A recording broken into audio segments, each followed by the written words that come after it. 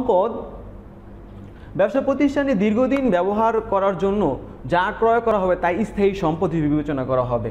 অর্থাৎ তুমি যেই সমস্ত বিষয় যা তুমি পণ্যদ্রব্য তুমি ক্রয় করলে, তো এগুলা বিক্রির জন্য নয়, তুমি এগুলা তোমার ফার্নিচার, আসবাবপত্র, চেয়ার টেবিল, এসি, এগুলো কিন্তু তুমি ব্যবহারের জন্য তুমি ক্রয় করলে, এগুলো কিন্তু দীর্ঘদিন ব্যবহার হবে। যেমন আমরা একটু দেখি যে পুনরায় বিক্রি করার জন্য ক্রয় করা হয় না, শুধুমাত্র প্রতিষ্ঠান ব্যবহার করার জন্য ক্রয় করা হয়ে থাকে। প্রতিষ্ঠানের জন্য আসবাবপত্র ক্রয়, যন্ত্রপাতি ক্রয়, ভূমি ও দালান কোঠা ক্রয়, এগুলো কিন্তু স্থায়ী সম্পদ।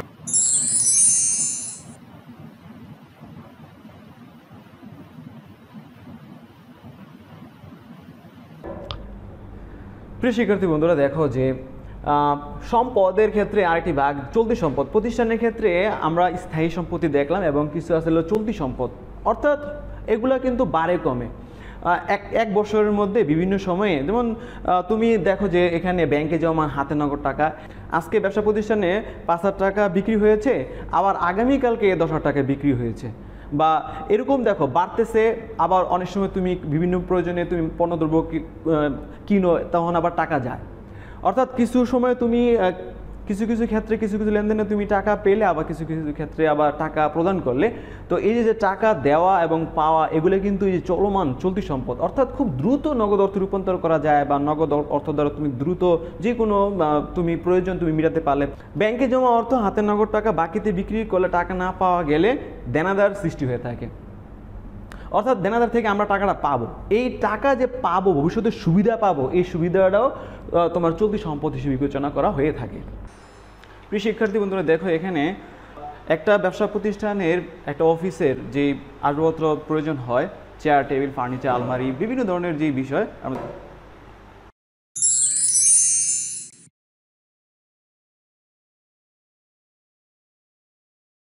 শিক্ষার্থী বন্ধুরা দেখো যে আসবাবপত্র হিসেবে একটি সম্পদ, একটি ব্যবসা প্রতিষ্ঠানের চেয়ার টেবিল, আলমারি, শোকেজ, ফাইল, ক্যাবিনেট প্রভৃতি স্থায়ী সম্পদ ক্রয় বিক্রয় হলে আসবাবপত্র হিসেবে লিপিবদ্ধ হয়ে থাকে।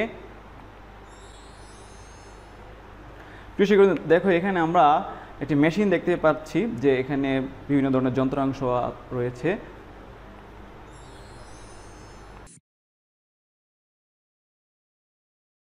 কলকবজা ও যন্ত্রপাতি হিসাব একটি ব্যবসা প্রতিষ্ঠানের স্থায়ী সম্পদ, ব্যবহার করা হয়ে থাকে, দীর্ঘদিনের জন্য ব্যবহার করা হয়ে থাকে। উৎপাদন ব্যবহৃত বিভিন্ন মেশিন ক্রয়, সংস্থাপন, সম্প্রসারণ ও বিক্রয় সংক্রান্ত লেনদেন কলকবজা ও যন্ত্রপাতি হিসাবে লিপিবদ্ধ হয়ে থাকে। অর্থাৎ ব্যবসা প্রতিষ্ঠানে ব্যবহারের জন্য বা বিভিন্ন যে উৎপাদনের জন্য এই মেশিন ক্রয় করা হয়ে থাকে, এই মেশিনটি একটি সম্পদ হিসেবে বিবেচনা করা হয়ে থাকে। প্রিয় শিক্ষার্থী বন্ধুরা, আমরা এখানে দেখতে পাচ্ছি যে বিল্ডিং, অফিস, আদালত, বিভিন্ন প্রতিষ্ঠান, ব্যবসায়ী প্রতিষ্ঠান রয়েছে।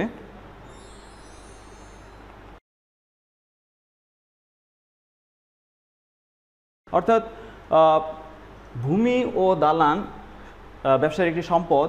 ব্যবসা প্রতিষ্ঠান পরিচালনার জন্য নিজস্ব ভূমি ও দালান অনেক সময় ক্রয় করা হয়ে থাকে। এই ভূমি ও দালান ব্যবসার একটি স্থায়ী সম্পদ হিসেবে বিবেচনা করা হয়ে থাকে। প্রিয় শিক্ষার্থী দেখো এখানে আমরা কম্পিউটার, তারপর হচ্ছে এসি, ফটোকপিয়ার মেশিন, এগুলো ব্যবসা প্রতিষ্ঠানে আমরা প্রায় দেখে থাকি।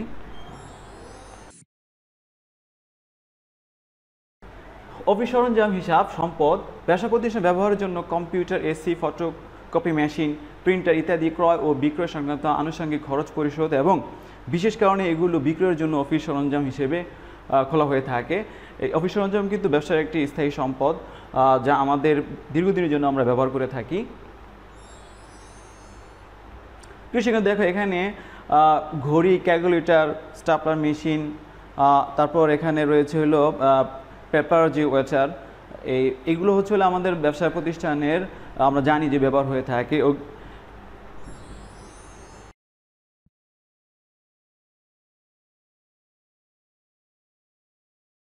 দেখো প্রিয় শিক্ষার্থী, এখানে যে আমরা যে চিত্রগুলো দেখলাম, এগুলো হচ্ছে অফিস সাপ্লাইজ হিসেবে ব্যবহার করা হয়ে থাকে বা অফিস সাপ্লাইজ হিসাব ধরা হয়ে থাকে। এই অফিস সাপ্লাইজ প্রতিষ্ঠানের একটি সম্পদ ঘড়ি, calculator, stapler machine, paper wait ইত্যাদি, যার মূল্য অপেক্ষাকৃত কম কিন্তু ব্যবহার উপযোগিতা দীর্ঘদিন পাওয়া যায়, এ সকল ক্রয়ের জন্য অফিস সাপ্লাইস হিসেবে প্রভাবিত হয়ে থাকে। প্রিয় শিক্ষার্থী বন্ধুরা, আমরা এখানে দেখতে পাচ্ছি সুনাম। আর সুনাম হচ্ছে ব্যবসার একটি সম্পদ। ব্যবসা প্রতিষ্ঠানের সুনাম একটি মূল্যবান ভূষণ। দীর্ঘদিন কার্যক্রম করতে থাকলে ব্যবসায় সুনাম অর্জিত হয়ে থাকে। ব্যবসা প্রতিষ্ঠানের সুনাম এর একটি মূল্য ধরা হয়ে থাকে। অর্থাৎ তো পাশাপাশি দুটি প্রতিষ্ঠানের মধ্যে আমরা দেখি অনেক সময় একটা প্রতিষ্ঠান অনেক ভালো চলে, ক্রেতারা খুব ভিড় করে, তো এর মূল কারণ হচ্ছিল সুনাম। যেমন 10 বছর আগে যে ব্যবসা প্রতিষ্ঠান চলে আসছে ওই ব্যবসা প্রতিষ্ঠানের নাম সুনাম আছে। নতুন ব্যবসা প্রতিষ্ঠান সহজে সুনাম হয় না, এর জন্য সময়ের প্রয়োজন হয়ে থাকে। দেখো এখানে আমাদের দালান, জমি, মেশিন এগুলো আমরা দেখতে পাচ্ছি। ব্যবসার প্রয়োজনীয় কোনো স্থায়ী সম্পদ যেমন ভূমি, দালান বা মেশিন নির্দিষ্ট সময়ের জন্য ভাড়া নেওয়া হয়ে থাকে। দীর্ঘদিনের জন্য অর্থাৎ 5 বছর 10 বছরের জন্য প্রতিষ্ঠান কোনো স্থায়ী সম্পত্তি যদি ভাড়া করে থাকে তাহলে এই যে প্রতি বছর বছর কিন্তু অবলোপন হয়, মানে এটা সময় অনুসারে টাকা বা এটার মূল্য কমে আসে, এটা একটা সম্পত্তি হিসেবে ধরা হয়ে থাকে। ট্রেডমার্ক। প্রিয় শিক্ষার্থী দেখো এখানে আমরা বিভিন্ন প্রতিষ্ঠানের লোগো বা চিহ্ন আমরা দেখতে পাচ্ছি। পণ্য বা সেবার ক্ষেত্রে যে চিহ্ন ব্যবহার করা হয়ে থাকে এটাকে বলা হয় ট্রেডমার্ক। ট্রেডমার্ক একটি সম্পদ। ব্যবসা প্রতিষ্ঠানে পণ্য বা সেবার জন্য চিহ্ন ব্যবহার করা হয়ে থাকে, এই চিহ্নকে ট্রেডমার্ক বলা হয়। ব্যবসা প্রতিষ্ঠানে এটি একটি সম্পদ হিসেবে বিবেচনা করা হয়ে থাকে। প্রিয় শিক্ষার্থী দেখো এখানে আমরা দেখতে পাচ্ছি যে প্যাটেন্টের একটি চিহ্ন। প্যাটেন্ট একটি সম্পদ। ব্যবসা প্রতিষ্ঠানের পণ্য দ্রব্যের ক্ষেত্রে অনেক সময় সরকারের সাথে চুক্তি করতে হয় যাতে অন্য কোনো প্রতিষ্ঠান পণ্য নকল করতে না পারে। আর যদি অন্য কোনো প্রতিষ্ঠান পণ্য নকল করে তাতে পরবর্তীতে আইনি সুবিধা পাওয়া যায়। অর্থাৎ একজন আবিষ্কারক একটি বিষয় আবিষ্কার করেছেন, তো উনি ব্যবসায় এটা বাজারজাত করছেন, তো অন্য কোনো প্রতিষ্ঠান বা অন্য কেউ যাতে এই নকল করতে না পারে এই জন্যই এই প্যাটেন্ট সত্ত্ব সরকারের সাথে করা হয়ে থাকে।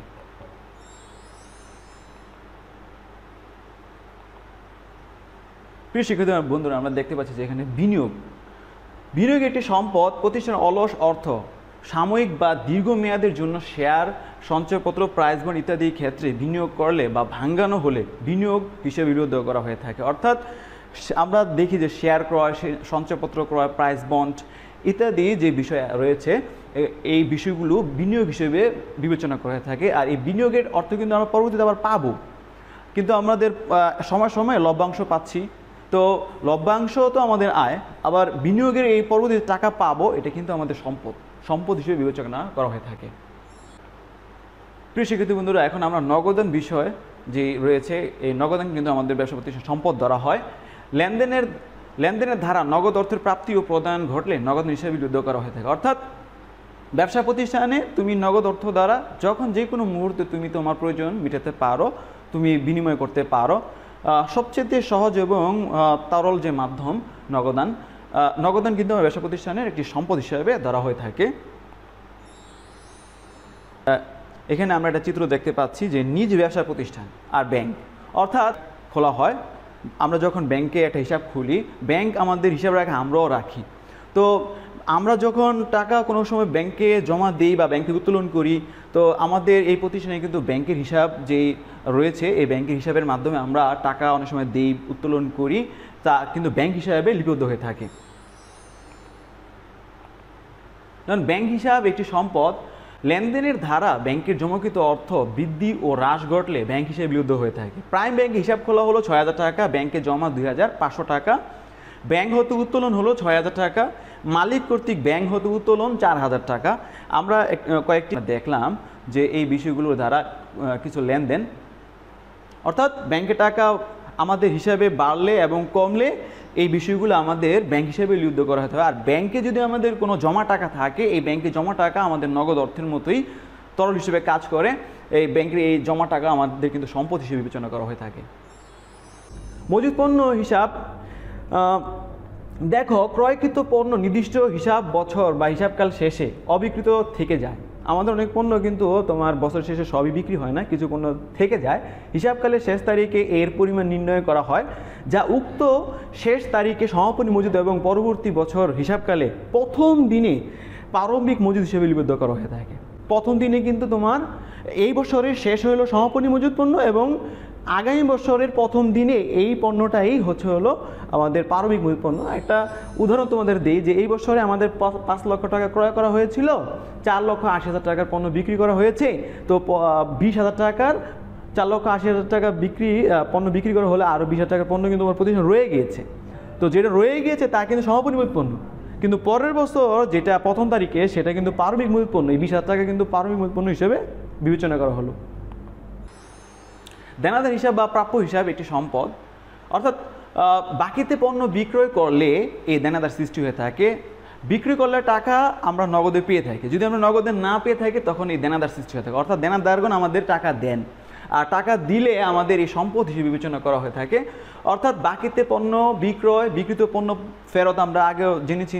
দেনাদার হতে প্রাপ্তি, ছাড়, অর্থ অনাদায়ী হলে বিলের স্বীকৃতি, অনেক সময় আমরা বিলের স্বীকৃতি পেয়ে থাকি দেনাদার থেকে, তা দেনাদার হিসাবে লিপিবদ্ধ করা হয়ে থাকে। অর্থাৎ দেনাদার থেকে আমরা টাকা পাবো, দেনাদার আমাদের জন্য সম্পদ, দেনাদার আরেক নাম বা প্রাপ্য হিসাবেও ধরা হয়ে থাকে। প্রিয় শিক্ষার্থী, এখানে আমরা প্রাপ্য বিল হিসাব দেখতে পাচ্ছি যে প্রাপ্য বিল কিন্তু সম্পদ, অর্থাৎ যেই বিলের অর্থ আমরা পরবর্তীতে পাবো, অর্থাৎ বিলের মাধ্যমে বিক্রয়, তুমি বিক্রি করলা, টাকা যদি ক্রেতা বা গ্রাহক টাকা দিতে না পারেন তখন বিলের স্বীকৃতি দিয়ে থাকেন, সেটা হলো প্রাপ্য বিল। দেনাদার হতো বিলের স্বীকৃতি প্রাপ্তি, বিলের অর্থ আদায়, বিল বাট্টাকরণ ও বিল প্রত্যাখ্যানের কারণে প্রাপ্য বিল হিসাবে লিপিবদ্ধ হয়ে থাকে। অর্থাৎ প্রাপ্য বিলের অর্থ তুমি পরবর্তীতে টাকাটা পাবে, এই জন্য এটি একটি সম্পদ। আর তুমি এই দেনাদার থেকে যেই স্বীকৃতি পেয়েছো এটাই প্রাপ্য বিল। প্রাপ্য আয় হিসাব একটি সম্পদ। প্রাপ্য আয় বা অনাদায়ী আয় বিষয়টি হলো আয় এর টাকা আমরা পেয়ে থাকি কিন্তু আমরা এখনও পাইনি, পরবর্তীতে আমরা পাবো, এই জন্য এটি একটি সম্পদ হিসেবে বিবেচনা করা হয়ে থাকে। যেমন অনাদায়ী কমিশন, অনাদায়ী সুদ ইত্যাদি।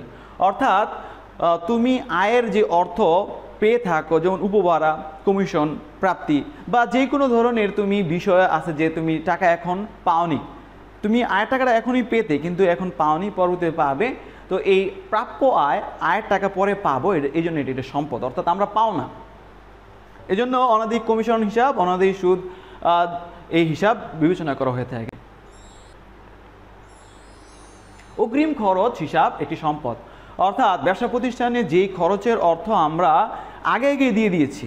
অর্থাৎ ভাড়া তুমি দেখো যে অনেক সময় অনেক প্রতিষ্ঠান আছে যে ভাড়া 3 মাসের বা 1 বছরের জন্য অ্যাডভান্স দেওয়া হয়, যে অ্যাডভান্স যে আমি যে টাকা দিলাম 3 মাসের বা 2 মাসের, এই অ্যাডভান্স টাকা আমি অগ্রিম আমি টাকা দিয়েছি কিন্তু এখনও সুবিধা পাইনি, পরবর্তী সুবিধা পাওয়া যাবে।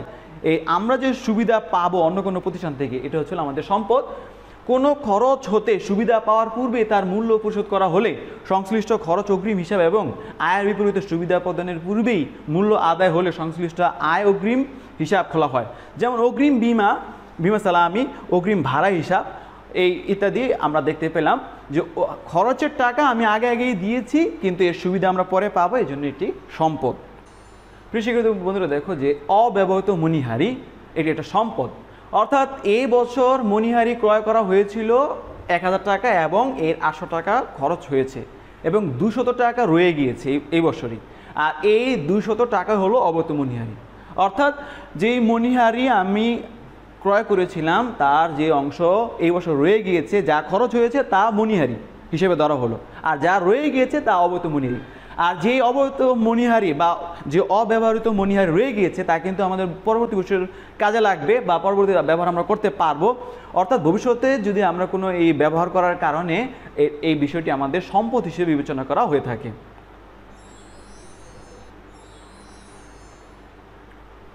প্রিয় শিক্ষার্থী বন্ধুরা, দেখো এখানে আমাদের বিলম্বিত বিজ্ঞাপন রয়েছে। বিলম্বিত বিজ্ঞাপন একটি সম্পদ। বিজ্ঞাপন 20,000 টাকা 4 বছরের জন্য দেওয়া হয়েছে। এই বছরে ব্যবসা প্রতিষ্ঠানে 5,000 টাকা ধরা হয়েছে এবং বাকি 15,000 টাকা আগামী বছরগুলোতে খাটবে। এটা হলো বিলম্বিত বিজ্ঞাপন।